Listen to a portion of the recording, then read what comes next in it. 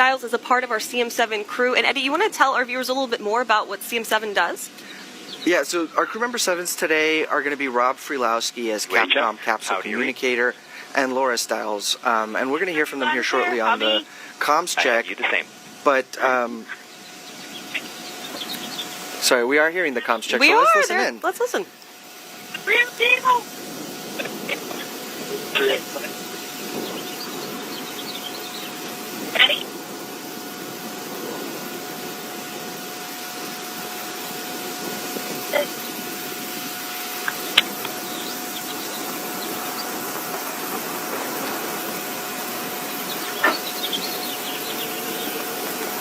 Ready? Ready. Thanks. A fighter, but that was bad.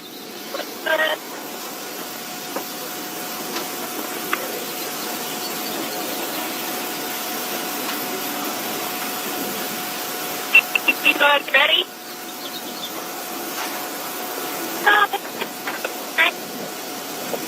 Yeah, so they are getting settled into their seats. The comm check is going to happen any moment now.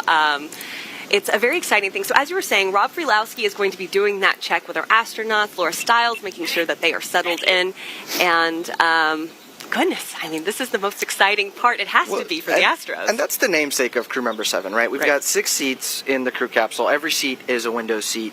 But crew member 7 is the 7th person. And while they're not there physically with you, they can communicate with you through the whole flight. They've been with you through the whole process, and they're there in spirit, essentially going to space. It's kind of like the 12th man. You and I, we're Longhorn fans, but we know the Aggies have the 12th man. It's kind of like that. That's right. That's right. Inspiration there. And a great shot there of the launch pad with New Shepard and our astronauts preparing for flight today.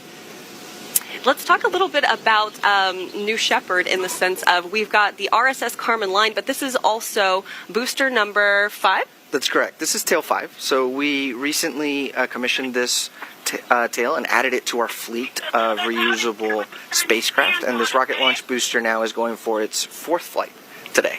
Excellent. Yeah, great shots there of New Shepard on the pad, getting settled in. We are expecting that check any moment now. So just for a moment, we're going to toss it over to the rocket. We are getting little glimpses of that, so I know you guys want to listen in.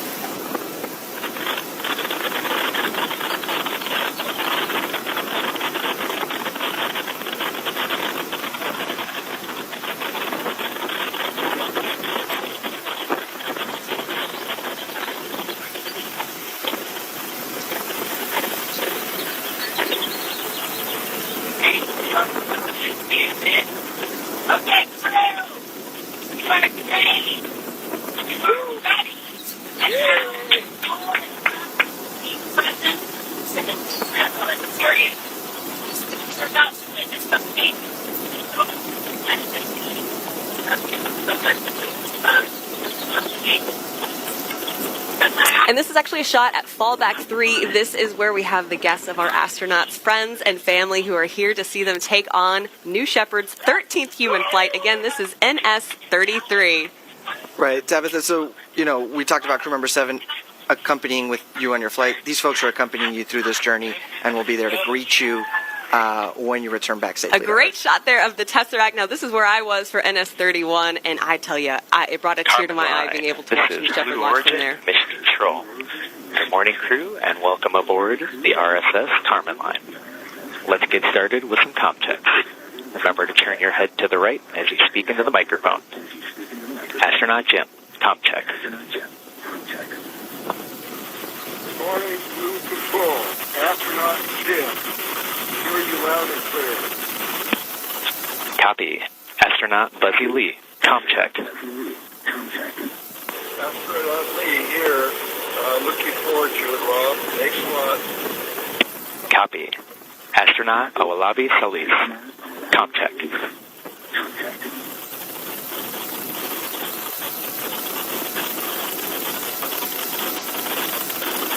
Astronaut Salis, please remember to push your push-to-talk button and respond if it is loud and clear.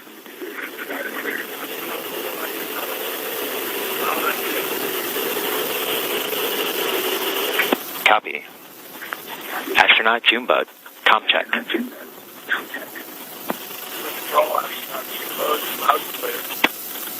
Copy. Astronaut Keener, comm check. Blue Patrol, Astronaut Keener, loud and clear. Copy. And Astronaut Hunter, comm check. Blue Control, Astronaut Hunter, all clear. Copy all.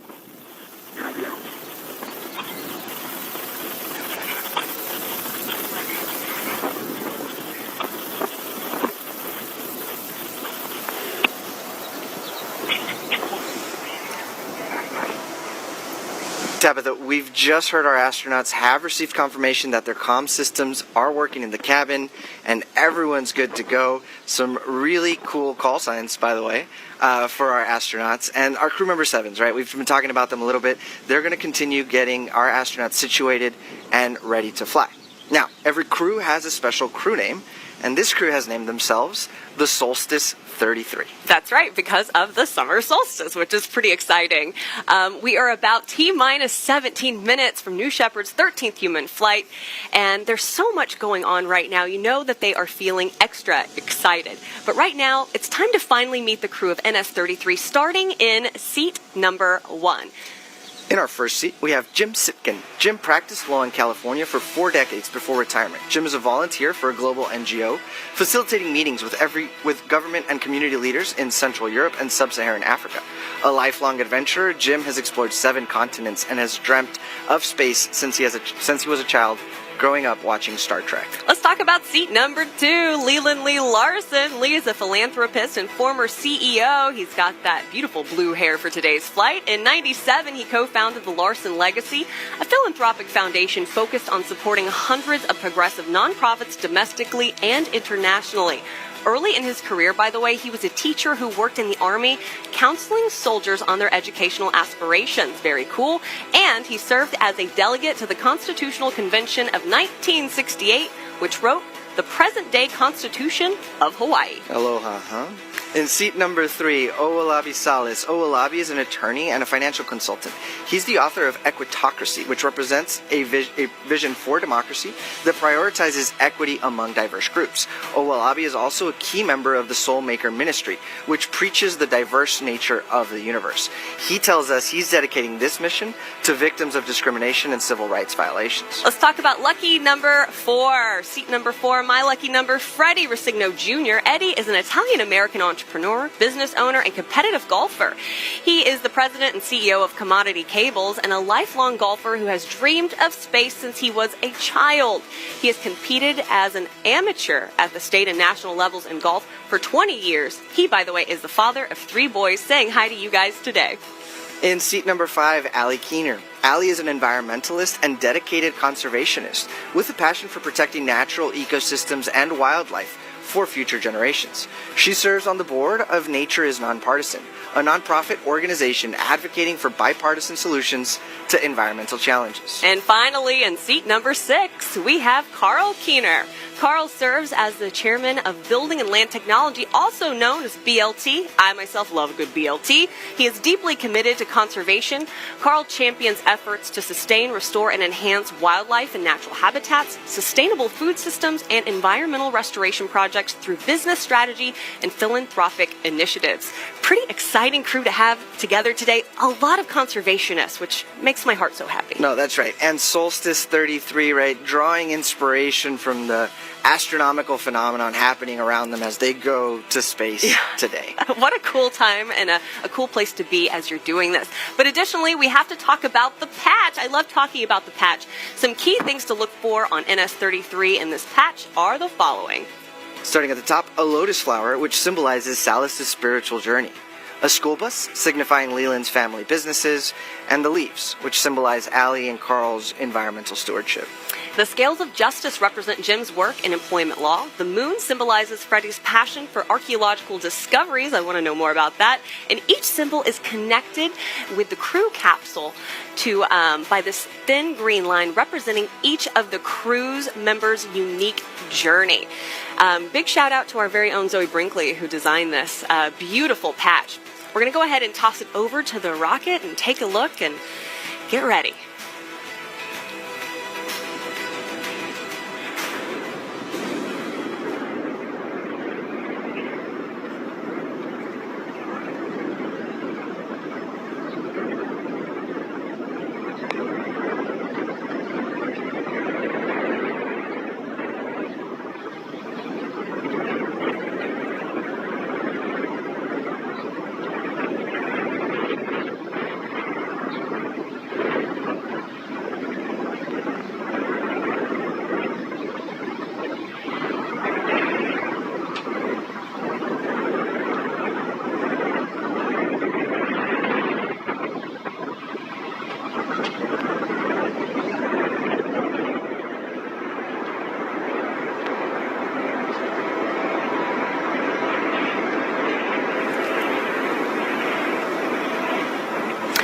we want to take a moment to also talk about New Shepard's and its offering for a life-changing shift in perspective. To date, New Shepard has flown 64 humans above the Kármán line. That's 9.1% of all people above the Kármán line. After this mission, the total number of people flown on New Shepard will be 74, by the way, will have flown twice. And what's really cool is that New Shepard allows everyday people, just like these astronauts, to visit space.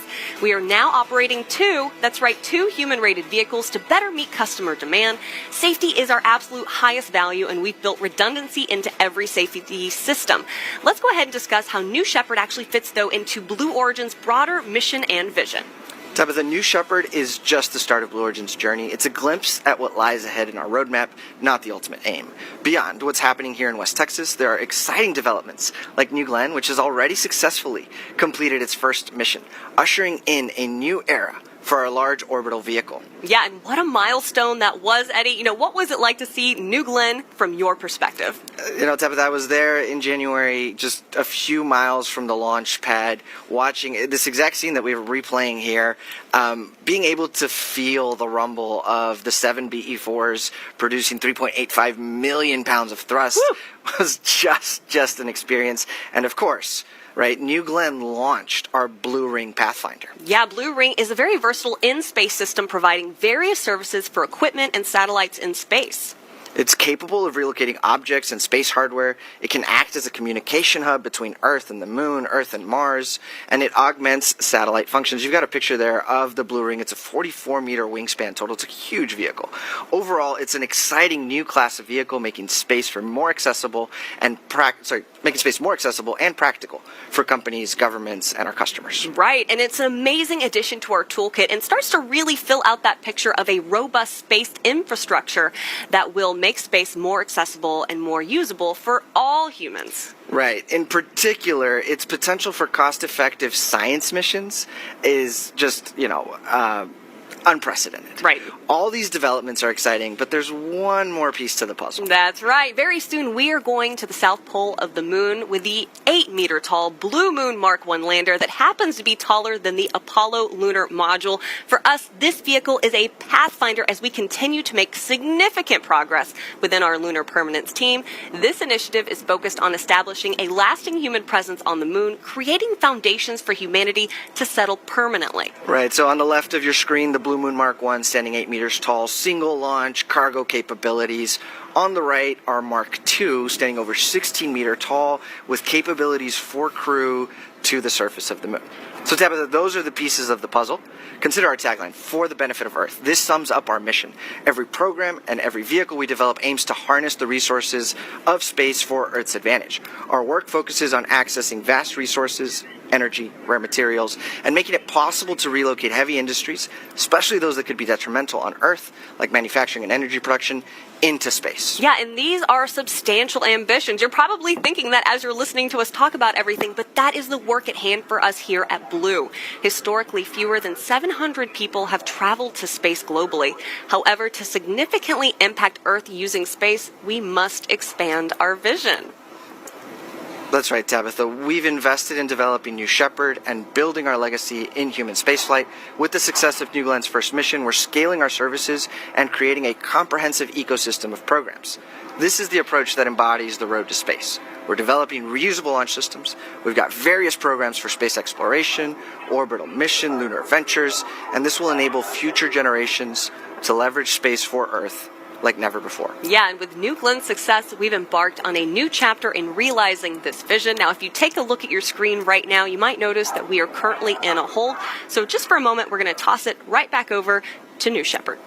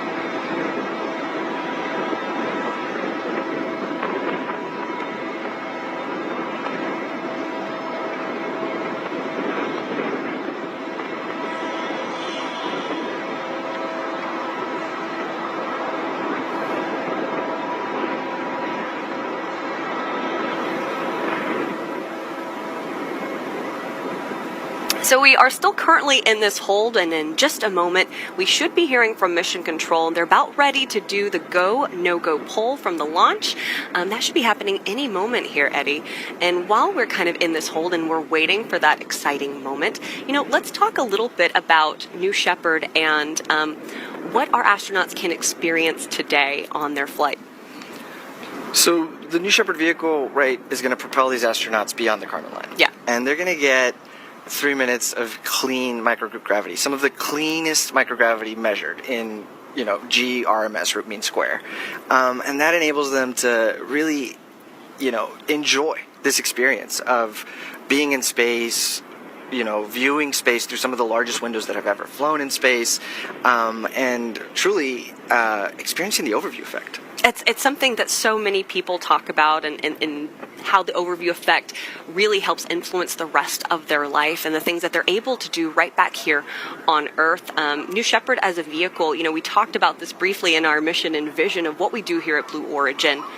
But New Shepard is essentially a vehicle that is set up to help with our New Glenn launches. So it's a test bed, right? So I would, take away sort of 3 things. And we've got the anatomy there of New Shepard, which is really 2 vehicles. It's the propulsion module or booster, you'll hear me call it, and the crew capsule there on the right. But to your point earlier, Tabitha, this New Shepard vehicle has given us really 3 key advantages. Number 1, we get to practice, launch, land, repeat, and human spaceflight. So we get to hone our skills on operational reusability. Number 2, New Shepard is a test bed, essentially. Right. For example, we installed some guidance, navigation, and control instrumentation for terrain relative navigation for our Blue Moon program on the New Shepard booster. So as the New Shepard booster was performing entry, descent, and landing, we were able to raise the technology readiness level of instrumentation that we're going to use to land on the moon very soon. And then number 3, it's given us the ability to practice with liquid hydrogen. Right. So liquid hydrogen is important to us because we've selected a lunar architecture that leverages the fact that there's water ice on the moon. And meaning that there's water ice, you can split water into oxygen and hydrogen, and those are the same propellants that our Blue Moon system uses, right, that our New Shepard system uses, and so we've become world experts in liquid hydrogen. That's pretty exciting. Yeah, for someone who doesn't know, we have the oxygen, the hydrogen, and then the byproduct of New Shepard is water vapor. And right now, if you're wondering, we are still in this hold, and I just got confirmation in my ear that the holds are because of winds at this moment in time. But I still want to talk about New Shepard, and I think we also have a graph of the flight path that New Shepard takes. I really love this graph because it gives us, a full picture of what this experience is like for our astronauts. So there it is on your screen. In the little box, you can see New Shepard sitting on the pad, ready to go. We're just waiting on those winds. But yeah, this is... That's right, Tabitha. So from left to right, you've got those vehicles in their mated configuration, sort of using the BE-3 engine's thrust to cut through the atmosphere. You've got some control with your aft fins as well that are hydraulically actuated. You get through the atmospheric pierce point max Q, and then you reach about 2.5 minutes later, main engine cutoff, in which case the BE-3 engine shuts off. About 15 seconds after that, the 2 vehicles separate and become 2 vehicles, right? It's at that point that you're seeing the microgravity, the very clean GRMS we were talking about. Right. And then you hit apogee, beyond the Kármán line, right? That's very important for our astronauts.